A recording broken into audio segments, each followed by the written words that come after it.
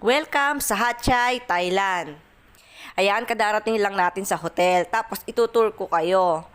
Bali, parang kinuha namin 3 days, 2 night dito sa hotel.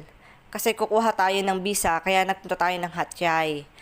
Ayan, nagpunta tayo sa Central Festival. Actually, walking distance lang to sa hotel natin. Ayan, tingin-tingin tayo ng mga iba-ibang Thai product. Actually, yung place na to is mostly madaming halal food, kaya maraming option.